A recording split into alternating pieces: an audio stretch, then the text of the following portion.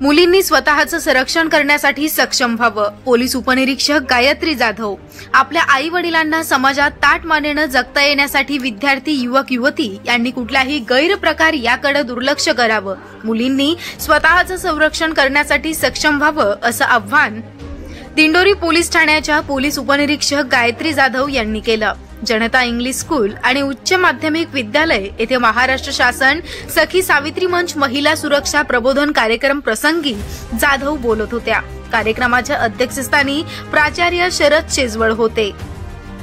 गायत्री जाधव बोलताना पुढे म्हणाल्या की मुलींनी स्वसुरक्षा कशी करायची याचं मार्गदर्शन केलं. प्रत्येकाच्या घरात आई बहीण आजी काकी या महिला आहेतच, त्यांची देखील सुरक्षा महत्वाची आहे. मुलींना गुड टच बॅड टच याची जाणीव असावी. प्रत्येकाने आपला दृष्टिकोन जाणून घेतला पाहिजे. एखादा अनुचित प्रसंग ओढवला तर जवळच्या व्यक्तीचा आधार घ्यावा, आरडाओरड करावा. आज प्रत्येक मुलीला जुडो कराटे यायला पाहिजेत. नजरेची जरब तिची वेगळी असली पाहिजे. मुलांनी सुद्धा मुलींना त्रास देताना विचार करावा. तुम्ही केलेल्या गैरवर्तनातून तुमचं करिअर बर्बाद होऊ शकतं, याकडे लक्ष द्या. नको त्या वासनेची बळी ठरू नका, त्यामुळे तुमचे भविष्य अंधकारमय होऊन बसल.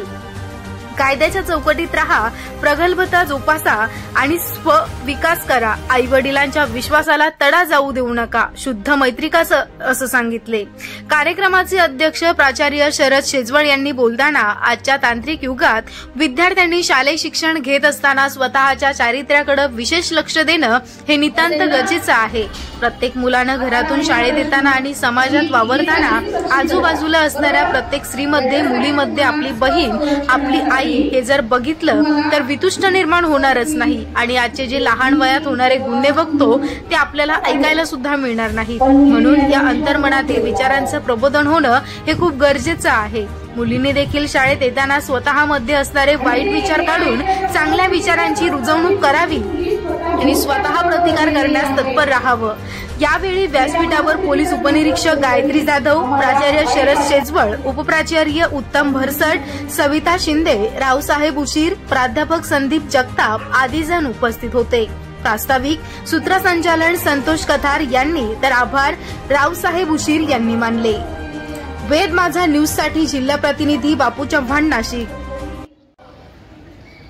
तुम्हाला ऐकायला आवडेल मी सांगितले. थँक्यू.